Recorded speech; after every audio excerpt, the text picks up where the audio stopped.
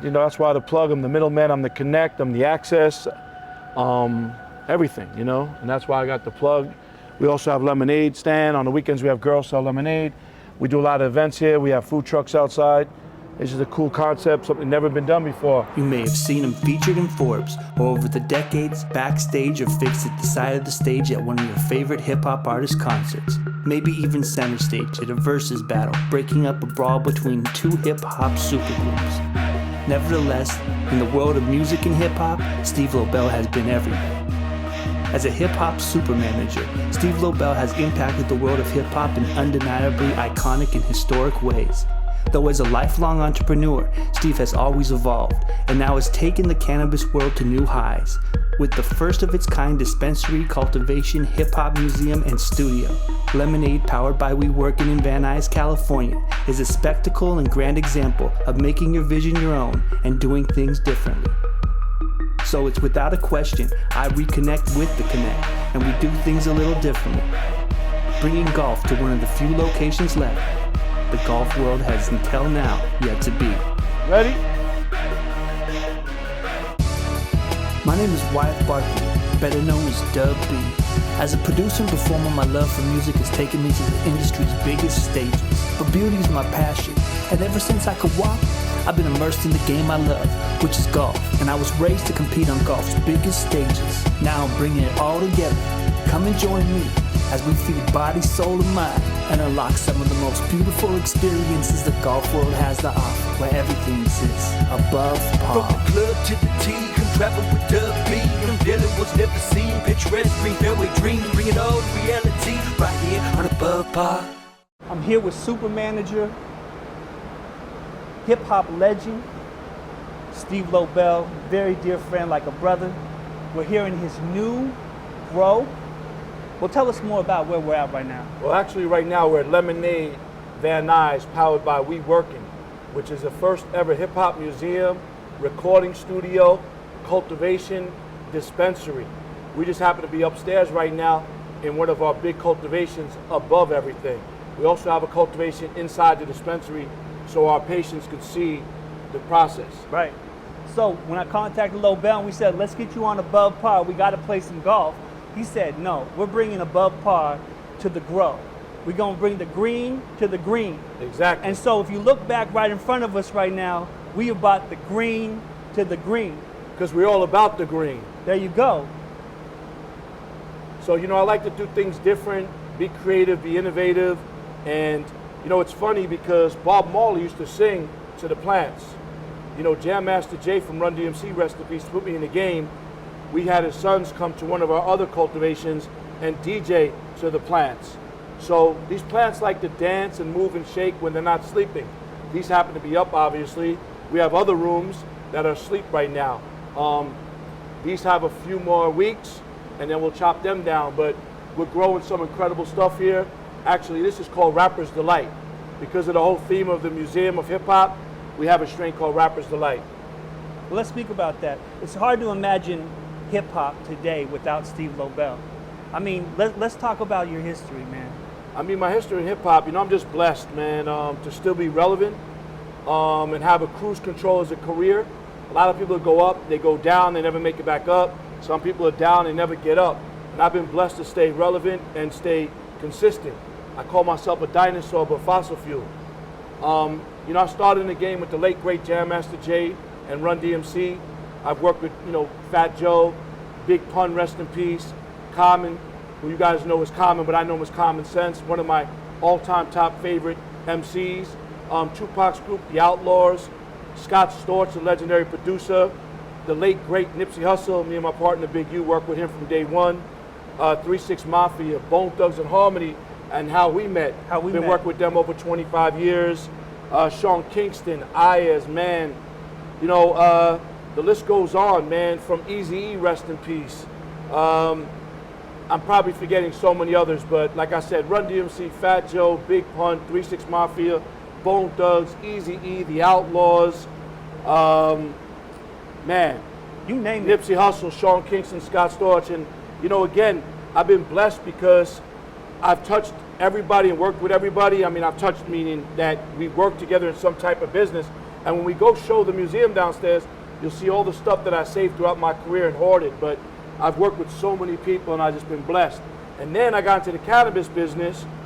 Our first store that we opened up is Cookies Maywood, where I brought burner to my now partners, like a gentleman named Armin, who's one of the best in the game. I met a gentleman named Daniel, and he introduced me to those guys, but I bought burner, and we opened the first ever flagship cookie store, Cookies Maywood. And from there, we opened up Cookies Woodland Hills, and then we opened up Lemon and Van Nuys, and now we're opening in Massachusetts, Colorado, Oregon, Puerto Rico, Jamaica. The list goes on.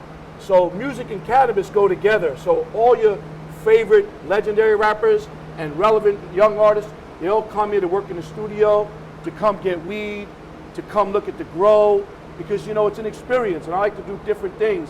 Also, speaking about cannabis, me and Scott Storch opened up a treatment center fighting, people are fighting drug addiction and alcohol addiction using cannabis. It's called the Heavenly Center, abbreviation for THC. So I got in this business about 5-6 years ago, and now I'm just going crazy, man. We just had Antonio Brown here, AB. Yeah, right. He dropped a strain called Biscotti. We just had a little baby, like just from 420, man. So we're just doing what we got to do, staying focused, staying sucker free. We don't hate. We love competition, and we just work hard, and that's why we win. Well, you just talked about an evolution. How important is it to evolve always? If you don't evolve and you don't grow in life, I don't want you around me. We were talking off camera about certain people, but if you don't evolve and grow, I don't know that. It's not in my DNA. My DNA is to evolve, grow, expand, succeed, and just work hard, man, because hard work really pays off. We working, right? We working at all times. And so, if it wasn't for Lobel years ago picking up the phone call that got us connected, right? It changed the trajectory of my whole life, right? And now we're here, and I'm reawakening, I'm revamping Above Par. This is a whole new journey, and we're gonna show you golf in a whole different way. I mean, this is definitely an opportunity to see something you've never seen before. When I was talking to Lobel, he's like, we gotta do something different here. Yeah, I made the call to Art, and I said, yo, buddy, we need to shoot in the grow. He's like, huh? I said, we're gonna bring the green to the green. He's like, oh, I get it. And I met this gentleman, right? He's from Seattle, Washington. Shout out Seatown, Didn't know his dad was one of the, beginners of Starbucks. Didn't know he was a rapper and talented kid. Didn't know nothing. His family is my family, great people. I didn't know anything about him. I just picked up the phone one day and we built a relationship. And what I try to tell people is build relationships organically. Don't force it and don't disrespect it. We know each other over 15 years now, and he could call me and say, Steve, I want to interview you. And I said, you know what? I'm going to show you my elevation and my growth since I haven't seen you in years, I haven't spoke to you in years, and God is great. Well, this is unique too, because we even go back. Basically, on my first tour, I was blessed to have Steve as basically the road manager, managing that whole journey for me, showing me the ropes. Literally sat me down and told me, you could die on the road. You got to be careful what you do on the road. And I kicked out some windows on the road. I went a little crazy. I learned my lessons, right? Yeah. But he hung in there with me. And throughout our whole journey, he even came back where I got to road manage you on a school tour, right? On a school tour. Shout out Gary Payton, because Gary Payton was on the school tour up in Seattle, Washington when I went. And me and Gary laughed about that a few months ago. He showed up to one of the shops because we do his cannabis strain called Gary Payton. Right. But I taught this young fella back then that the road, a lot of people don't understand the music business. When you go on the road, you could die on the road. You can get in trouble on the road. You can get caught up on the road. So many things can happen when you're on tour. And when we say on the road, we mean on tour. Yeah. So many things you can't even imagine what can happen when you're on the road doing venues with artists. And people need to learn that side of the business. If you're an artist out there or a producer or anybody trying to get to the music business or the cannabis business, learn the fucking business. No doubt. Also, to the young artists out there, the game's changing, right? And everybody probably comes to Lobel, give me a chance. What do I do, right? That's such a cliche thing to ask you. But the truth of the matter is, what is an artist today? What should they be doing with their careers? I'll speak about artists or producers or anybody in life. Just be who you are. A lot of people are trying to be someone they're not and follow a trend, follow a sound, follow, a flow of how the rappers are.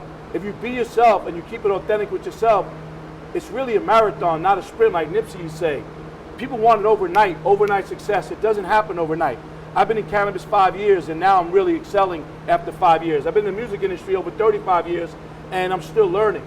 So at the end of the day, just always be yourself and work hard, study the trait, learn the trait, and you'll be successful. And success comes in different things, not just money. 100%. It could come your first house, your first car, your first platinum, plaque, your first placement, your first feature, your first getting married, having a child. Success is different things. So don't think everything is money, because money doesn't make a real guy. Because money comes and goes, but history stays. As long as you keep making history, you'll make money. Let's shoot the putt, man. Let's shoot the putt. And let's bet, because I'm going to get a hole in one. We do things different around here. You see what's going on? We in the green, but we in the green. Okay? I think I'm going to build a golf course inside my farm. We have a 10-acre farm out in Santa Barbara. There we go. I'm going to put a putting green throughout the farm, so the green is in the green, all right? Above par is going to be there. All right. Open it. Look at this, first try. First try. Look at that, first try. You see what's going on, right? You got the hometown One and roll. done, baby. You see what's up, right? It looks like soccer balls. It's all right. Oh, it's coming back. Oh! 2 for 2. Yo, one more. 2 for 2, baby. You see it, right? You see it. And I don't gamble. I'm just good at what I do. It's all right. No problem. Woo! Oh, it's coming back. Whoa! There we You go. see it, right? We're putting in the green, on the green. Woo! Oh! He's in the trap. We trapping in the trap. There you go. Uh-oh! In it. Oh! Come back, come back, come back. Sorry, If I buddy. get one more, third time's a charm. Nah, one and done, baby. One and done. Yeah. That's it, that's it, that's it. Woo! 3 times a charm. There you go. Here. There you go. Move that little grass off the The grass off the grass. grass off the grass. See, look at that. Damn. I do have a putting green in my backyard, by the way. See, you've been getting practicing. Woo! In the trap. It's okay. We working. Lemonade. Lemonade by We Working. Lemonade by We Working. Above Par TV. Live in the Grove. From Nameless greens to greens.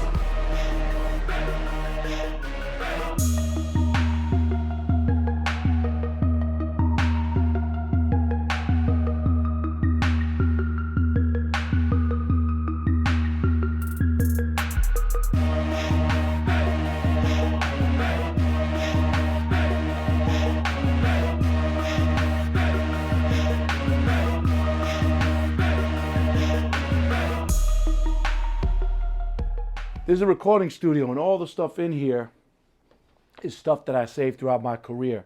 And I really just freestyled the whole thing. Shout out to Stephen Slate, gave us the board. KRK gave us the speakers. Leighton Mike gave us the audio mic. And we just, we book sessions, man. Everybody's been here, like I said, from Benny the Butcher to Conway to Crazy Bone to Dave East to OGZ, man, to Jada Kiss. To Dub B. Yeah, and AB was just here. He did his album release party. Just a full-blown recording studio, and a lot of stuff on the walls is stuff that I just saved. Gibson gave us the guitars, and then the vocal booth is in here. Rappers go in there and they just they do their thing. And Gibson gave us the guitars. It's funny, we just had a guy from Deftones come. He signed the guitar. It's right there. And something cool, Khaled, just different stuff, man. I freestyled it. Let me show you the museum now. You go back with Khaled. Yep, we go Far way back. Yeah, we go way back. And also back in the days, I don't know how I saved all these stickers, but they were under my bed in my house in Queens, where I haven't been in so long. And my dad still lives there, and a lot of these stickers. So I said, you know what? I'm gonna show people how we used to promote back in the days. And I just threw the stickers up on this door, just like we did back in the days, throwing them up on, lampposts and buildings and stuff. How they still stuck, man. Unreal. So yeah, now a lot of brands come and they put up their stickers, but This goes back to the 90s, 80s? Yeah, some of these stickers go back late 80s, definitely the 90s, And a lot of stuff in the museum is stuff from all the 90s. It's crazy. This is before Instagram right here. Oh, this is all Didn't before, understand, yeah. This is before Instagram. Before Instagram, before social media, for anything. This is real promotion and marketing. just cool stuff, you know. We got 50 Cent's vest. DMX gave me this hat, rest in peace. How did I save the Soul Train ticket? You know, it just Scott Storch, MPC, promo T-shirts from back in the days. Like I said, I freestyled this whole place. So this is the hip hop museum. This is a museum. Yeah, this is a museum inside a dispensary. These are cassettes that we did with Jam Master Jay's sons inside of cassette. These are statues that are really in Queens that are like 6 feet high. Phife Dawg from Tribe Called Quest, rest in peace. Jam Master Jay, rest in peace. Prodigy from Mobb Deep. And you know, people come here and they scan this. It tells you what's in here. These are lyric sheets from Dave East. Because you know what's so funny? I never saved lyrics from any artist I worked with. I was in the studio with Dave East because we do his cannabis line called East Coast. And he writes lyrics. I'm like, wow, you don't do it on your phone? He's like, no, I'm doing a lyric book. I said, yo, I need one sheet. And he gave me that. There you go. You know, the real Marley Marl, the DJ, he recorded Mama Said Knock You Out from LL Cool J on this mic. And Eric B. and Rakim, you know, just, you know, I got the vocals from Tupac and the Outlaws Worldwide. I used to manage, you know, Tupac's group, the Outlaws. Rest in peace, Fatal. Rest in peace, Gaddafi. Rest in peace, Tupac. R.I.P. Nipsey. You know, when no one really knew Nip, we did a deal with Pony, a collab with Pony, and did the Crenshaw sneaker. And then, you know, I love this because this is Signs of the Times. It's just a mixture of a lot of things. 2 Ways, cell phones, Fat Joe promo cassette from 1993, a Bone Thugs Crossroads cassette. That's worth $5,000. It's not even opened. You know, rest in peace, Chris Lighty, VCR tapes. Like, it's just, we call them tchotchkes, just little things, you know. And then, man, let's go over here. It's one of my favorite parts. Kings from Queens, this is where I started. So Indeed. I made this all about Run DMC. And people don't know that Jam Master Jay discovered Jail Felony, discovered Onyx, discovered 50 Cent. LL Cool J gave me the Troop jacket. We can go over here. My first Def Jam jacket. Khaled sent me his sneakers. So I just freestyled this whole museum. And then this is classic right here. This is Iron. This is a Death Row Records chair, you know. And I put a picture of me and Suge, Free Suge, man. That's PD Pablo and DMC. And that's just a classic picture of me, Nip, and Jay-Z.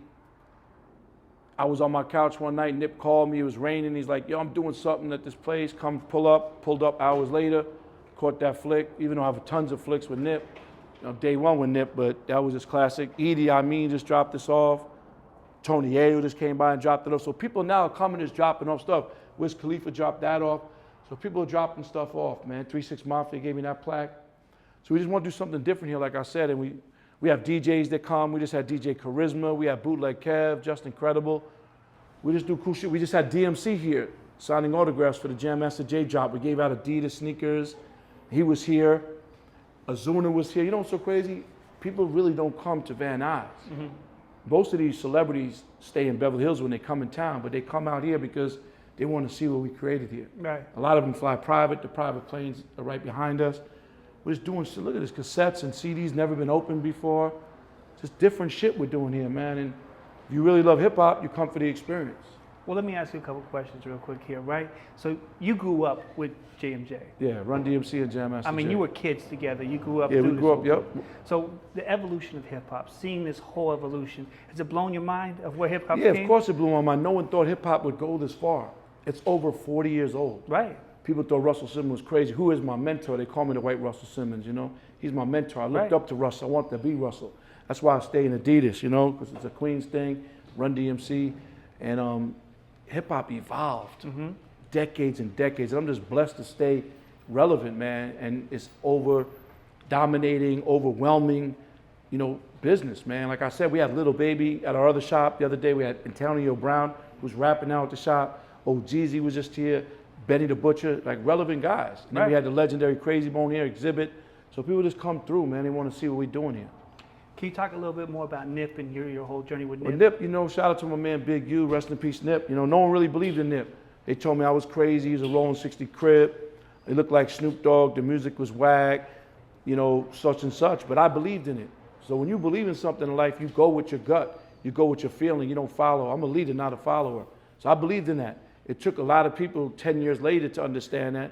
It's unfortunate he's bigger dead than alive because now he's dead and nominated for Grammy and platinum plaques and now he's getting Hollywood fame. Why wasn't he getting his roses when he was alive? Right. So it kind of sucks to me that things happen like when people pass, then they want to, you know, push it more. They go platinum or so on and so forth. But I was day one with him, not just a relevant picture.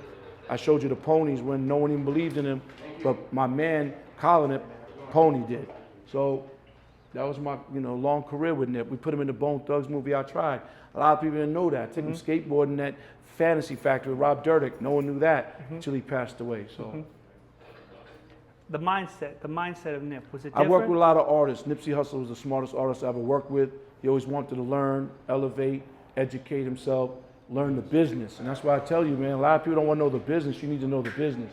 Eazy-E, look, man, classic jacket. I came to LA with Eazy. He introduced me to Bone Thugs and Harmony. Right. So, you know, dropped a Bone, look at a Bone plaque, you know, Lazy and Crazy signed it. I just been blessed, man. Extremely blessed and impactful. Yeah. Your impact has been amazing. I mean, like I said, where would hip hop be without Steve Lobel? No, you know, I'm just one of the pieces, man, and I don't forget where I come from. I always remain humble, and there's a lot of other people that paved the way. I'm just a piece of the puzzle. I just stay humble, and I stay respecting people. I believe in karma, and I have good karma. So let's go into the dispensary, man. Indeed. And you know, another thing is like, this whole place was built on experiences. You can go look at an artist in the booth and see them recording. That's why I left it open. You can see the glass open and see the studio. Because remember, the average person never been in a recording studio in their life. Right. My dad came out, he was 89 years old. He never saw a grow before. He was in a grow. He's like, you're telling me you're making money off of grass? He saw the tip jars from the bud tenders. Like, how can I be a bud tender? I'll be the senior citizen bud tender. So a lot of you don't see what a DJ setup is, because you go to a club, DJs are up, or they got something blocking it.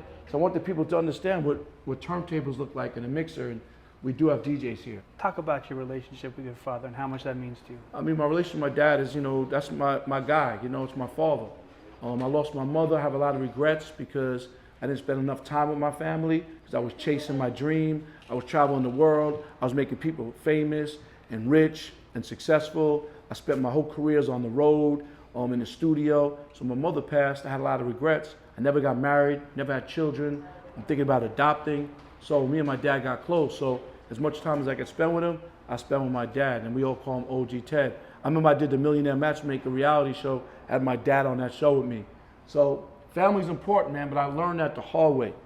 You know what I mean? I dedicated my life. I was being selfish to myself and helping everybody else. And in this new evolution of Steve, that's very important. Yeah, the new evolution of Steve is like Steve first. You know, rest in peace to Nip, man. Nip used to tell me, he called me Maniac Lobel. He's like, no, Maniac, man, go spend time with your family, or go have some children, man. Don't work so hard. You always worry about everybody else. So I consider a lot of my artists my kids. But the new evolution of Steve Lobel, it's about me first. I'm trying to enjoy life, because tomorrow's not promised. Right.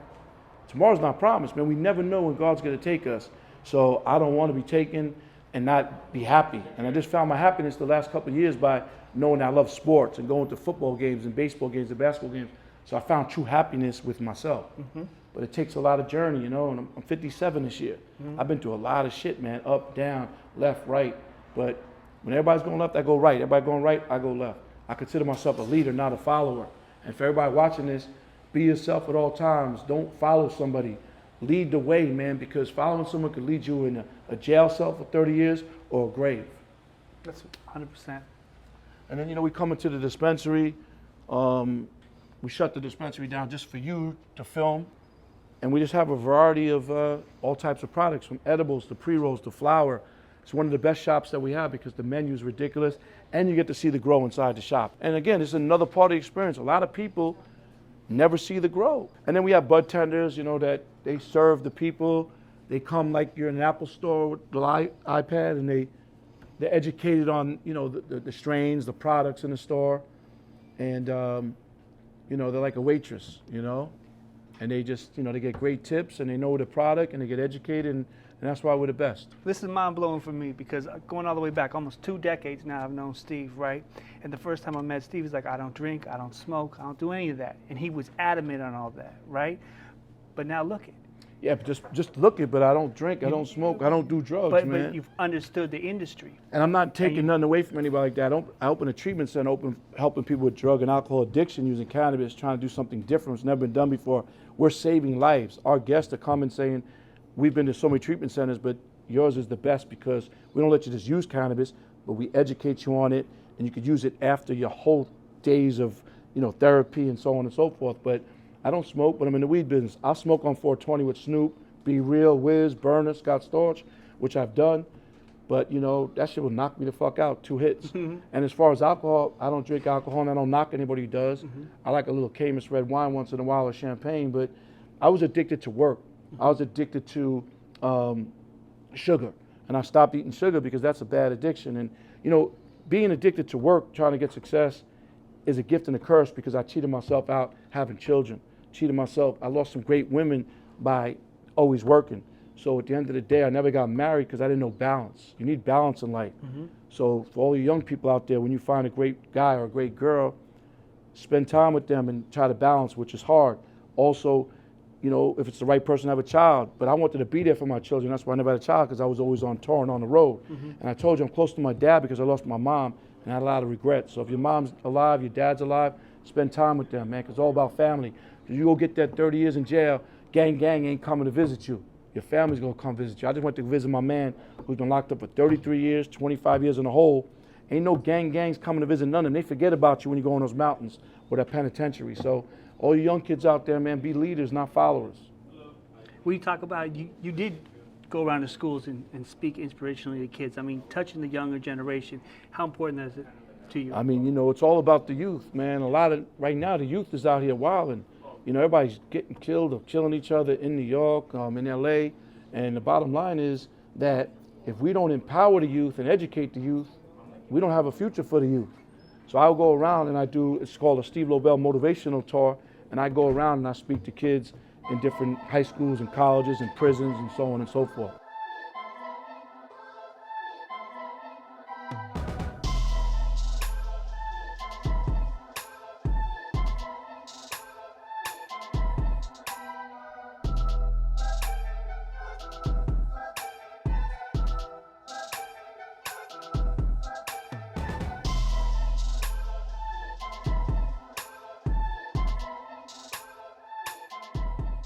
I'm going to go and educate people that treatment is cool if you're a Latino or Afro-American.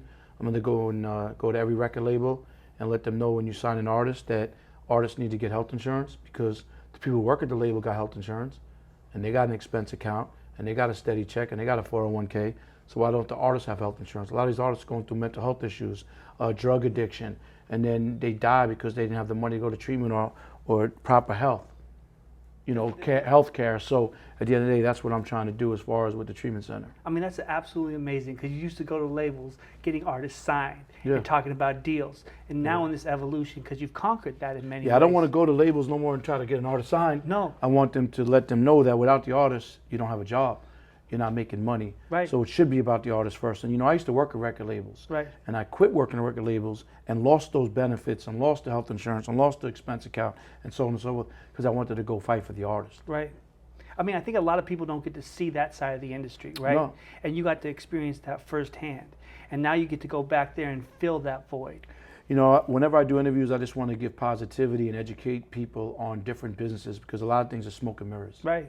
And they think that everything happens overnight. And the new generation, they want everything quick, rapid. Right. Like there's no calling up press people to do press. It's like, we'll just share something on social media and now we'll just go viral. And there's clout chasing and there's disrespect and there's this clown stuff so people can get famous overnight. And to me, where is this real success? Where is the legacy going to be? Where is the longevity going to be? Right. I meet people who say, I'm an influencer, I'm a YouTuber, I got 5 million followers, 8 million followers, but what's your resume, what's your stripes? And we put in work, man. I could have died so many times being on a plane or being on a tour bus or a van on tour or going to the studio, going to clubs with my artists. We sacrifice a lot for our relationships on our phone. Now people just don't even want to work for the relationship. They just want the relationship. They don't even want to work. They just want to be overnight. And with those relationships, I mean, talk about how important it is to cultivate those. Well, look, man, it's not what you know, it's who you know. And all my relationships I cultivated have been organic. Like, so when I initially created Cookies Maywood with the gentleman, the guys, the group who had that, and it was going to be called something different than Cookies, I brought them Burner. And they said to me, hey, here's a bag of money. And I said, I don't want a bag of money. I want the bag of money in equity. Because I know the long term. And I cultivate those relationships, and look, 5-6 years later now, I'm opening up so many other stores with some of those same individuals. So everything is about relationships to me. You know, a lot of these people these days, these younger generation, they don't have no respect for the OGs. They have no respect for the path people, you know, made. They have no respect for who's who, and they don't care about relationships. They burn relationships. There's guys who don't even show up to things they're gonna say they're gonna do, or they show up 5 hours late. You know, back in days, I would lie to my artists in a good way. The flight's at 8, I would say 6, knowing they're gonna still be late. I just knew how to do business. You know, it's funny, the other day I was laughing with somebody about when we go to a hotel and we had the cart for the luggage. I would keep the cart in my room after I dropped off everybody's luggage. Because in the morning, I'm not chasing a cart, because most hotels only have 2 or 3 carts. They're like, wow, I never thought about that. Back in days, we didn't have iPhones, so people would go in their rooms, if you remember, they pull the plugs out because they didn't want the wake-up calls. And we'd have to kick the door open because they would double latch the door. And we had to make room lists because we didn't have text messages to text, and it was so much harder. We didn't have no GPS. When I used to drive around the country with Fat Joe and Big Pun, we had an atlas. We'd use rolls of quarters and beepers and payphones to call. How do you get here? Stop at the local gas station. How do you get here? What freeway to get to that record store? Right. So to me, I love social media. It's a gift and a curse, and I'm glad that I come up with non-phone, payphone, and now having an iPhone. So, you know, having GPS, you know, and I was able to adapt to different things. So I'm blessed that I was able to see those things. A lot of people passed and they get to see the elevation, or they just saw MySpace or Facebook and not Instagram. So it's just all about evolving and doing different stuff. And that's why I told you when I was going to sit down to this interview is that I'm in the treatment business now. And you're like, what? Yeah, I'm in the treatment business with someone who's been in the treatment business for 13 years. Right. Across the country. And he has a few in Washington, a few in Arizona, a few in Indiana, a few in Florida. I grew up with him. I pitched him an idea, let's open a treatment center in California with Scott Storch, and da-da-da. He's like, let's do it. I didn't think I was gonna be in the treatment business. I used to go to treatment centers to speak to the kids. Right. When you were talking about the Steve Lobel motivational speaking. Yeah, And the one we did now Northwest as I own a treatment center with a studio in there, Yeah. and we have sober studios, and we're teaching music. And then getting into the cannabis business, again, it's not a drug like cocaine and heroin. Fentanyl is killing everybody. We're saving lives using cannabis in our treatment center. Owning dispensaries and cultivations, it's a plant. No one's ever died or overdosed. That's why you see across the country and the world, cannabis becoming recreational legal now. Not federally yet. You know why? Because Big Pharma doesn't want that. Because when you go to a treatment center, Big Pharma's keeping you on pharmaceutical drugs to keep you high. It's a big business. So we have a lot more fighting to do to make things right and federally legal and so on and so forth. I mean, speaking about that, it's really interesting because you grew up in hip hop. Hip hop is about turf. It's about gaining ground in many ways, right? I mean, the roots of the inner city. When you think about what's happening on the bigger scale and gaining ground in that world against really these huge corporations, I mean, you're up for quite a fight ahead. I love the fight, but you know what? Corporate thugs are worse than street thugs. Unfortunately, you know. And I said this on Drink Champs. I just sat down with Drink Champs with Nori, shout out to Noriega, that there's a lot of culture vultures in music that are Caucasian. You know what I'm saying? And there's a lot of Afro-Americans who are culture vultures in the music business, that they just doing it for the money. And at the end of the day, you can't do everything for the money. You have to do it for the love. And if you lost your job tomorrow, can you survive independently? That's the big question. And then fighting the bigger corporations and now treatment and pharmaceutical and, you know, all the other type of things, it's hard, man. But I'm going to be out there pushing, man. And I got my man James Cruz, who's Latin, who's a big manager, ready to fight with me on the Latin side for helping people in the community of Latin in treatment. And then I'm looking for someone in the Afro-American community that's going to rock with me, who's powerful, that could change lives too, because there's a lot of these kids out here on fentanyl and drugs dying every day. I was watching news last night. So many people alone in Orange County, California, they're losing thousands of people yearly from fentanyl. So it's all about just educating people, helping people, giving back, directing people, giving them the knowledge from what I learned through my experiences. A lot of people don't want to give up the knowledge. A lot of people don't want to give up the plug or the connect. They don't want to give, you know, people, you know, your experiences to help them. Everyone wants to keep everything to themselves, and that's why I said to you, I'm the middleman, I'm the plug, I'm the connect, I'm the asset, I'm the connector. But I don't keep it to myself. I spread the love. And that's success. And that's why I have good karma and not success. And that's why a lot of people could say that I mentored them or helped them. daily people say, yo, Steve, thank you, man, you helped me. And the other day I just gave an opportunity to some young cat's producer to go into a writing camp. He's my little man. He's like, bro, I owe you for life, man. You opened the door for me. I'm like, you don't owe me nothing. And people come to the treatment centers or to see me in the street or see me in a plane or see me on the road or see me in a restaurant or see me in a dispensary. Like, man, I can't believe I met you, bro. Like, I follow you, I look up to you, and I'm like, I'm nobody. I'm just the guy behind the scenes. You're not behind the scenes because you're using your platform to educate and teach. Because I tell everybody we're all celebrities. I just got caught up in social media because I was on a reality show, and next thing you know, I was like, yo, this could be cool. But I was always the guy behind the scenes. So it's all, if you use the right platform to just help people to move forward, that's what life's about. Well, I mean, I think the most important thing is you gave so much of yourself for hip hop, for the betterment of so many different artists, right, in their careers, right? And giving as being such an aspect of giving back to people. Is giving been one of the greatest assets that you've had in your life? I mean, it's a great question. You know, I gave to the culture. Right. And now I'm giving the culture of cannabis by using my music connects to the marketing to the cannabis. But it's a gift and a curse because I love what I do. I love what I did. The past is the past. I've seen the world many a times. I've done so much. I made some great people, bad people, but I was selfish to myself. So if I could rewind and change things, I would change certain things to have balance, which is the hardest thing, and I still don't have it. But you know, that's what I would say about that question. You know. But we're gonna get you meditating at some point. Yeah, you know, meditating's cool. You know what? You know what I learned? That when I take a flight that's over 5 hours, I can meditate. Huh. You know, because there's no phone. The phone is a big distraction. You know, and you have to understand something. Like, if I'm in a meeting, if we're in a meeting right now, I'm not picking up my phone. I'm not texting my phone. I'm not looking at my phone, because that's respect, right? And we have to live off respect, which a lot of people don't understand as well. You're in a meeting, like, fuck you pick up the phone for? So a lot of my day goes, I'm in different things, and I look at my phone later. But the biggest thing in life that I could give you as gems is following up. If we didn't follow up, we wouldn't be sitting here for this interview. Communication, setting goals, creating a structure, having an end game, being organized, never take a no for an answer, and communicate. And those are the gems that I've lived my life by to get to where I'm at. And could I have been more successful? Yeah, I've turned down a lot of artists because they have no integrity or loyalty. I run from that. If you don't got integrity or principles or morals or respect for yourself, I'm running. I don't care about how much money we can make. I'm different, man. And I really feel, I'm not cocky, I'm confident that I come from a different cloth than a lot of people I've met. Well, I just gotta say, it's been beautiful to see your evolution. We'll continue to see this evolution, and we'll continue to evolve together. Thank you for doing this, Steve. Thank you, and I appreciate the gift, man. Indeed, likewise. We're gonna putt every day.